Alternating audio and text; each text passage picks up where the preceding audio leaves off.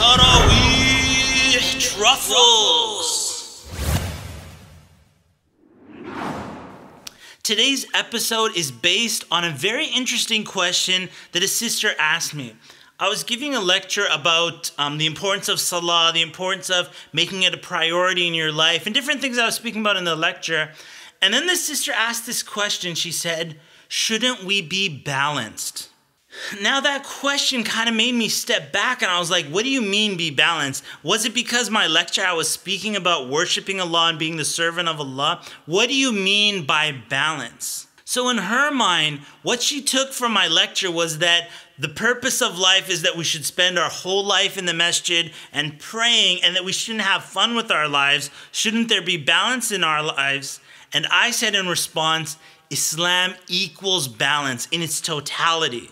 And this is what our topic is about today. Let's check out this ayah. Allah subhanahu wa ta'ala says, قُلْ إِنَّ صَلَاتِي وَنُسُكِي وَمَحْيَايَ وَمَمَاتِي لِلَّهِ رَبِّ الْعَالَمِينَ.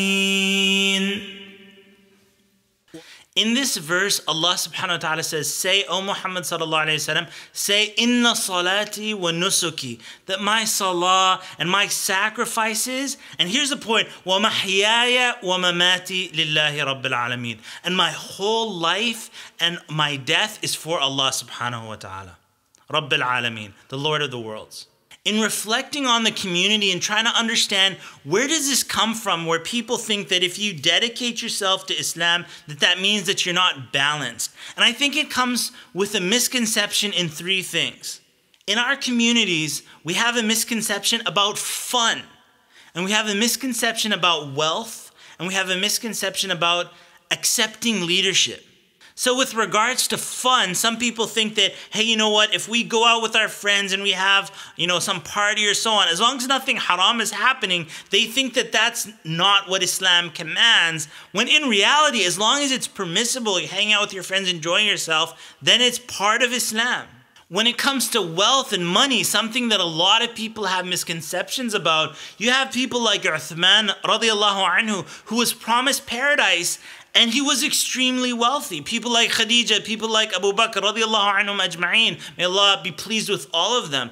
And money doesn't necessarily lead a person to paradise or hellfire. It's just what's in the heart and the action that you take. So if you have wealth, regardless of what the community said, it's okay Islamically. And then when it comes to leadership and assuming leadership, the Prophet ﷺ said, كُلُّكُمْ رَاعٍ وَكُلُّكُمْ مَسْئُولٌ عَنْ رَعِيَّتِهِ. Every one of you is a leader, a shepherd, and every one of you is responsible for their flock. So that means that you and I and everybody in Islam needs to step up. So the points that the sister was saying that shouldn't we be balanced, the things that she's talking about fun and about money and assuming leadership, all that is actually included in Islam, and it is part of the holistic balance of this beautiful deen. Now it's really amazing as well that even going to extremes in Islam is something that's forbidden. So even in the balance of Islam, if you take it to an extreme, Islam forbids that extremism from happening. So to give you an example of this, during Hajj time, when people go to the Jamarat and they have to throw small pebbles, you hear stories of people who take their sandals and start, throwing it or doing crazy wild things. And people laugh at that, but it's not funny and it's not permissible. The Prophet ﷺ, in the night before they were going to go throw the Jamarat, a companion came to him with some pebbles. And the Prophet ﷺ, he looked at the pebbles and he said that it's this size that you should throw. وَإِيَّاكُمْ وَالْغُلُوُّ فِي الدِّينِ. And the Prophet ﷺ said, throw with pebbles this size and beware of extremism in your religion.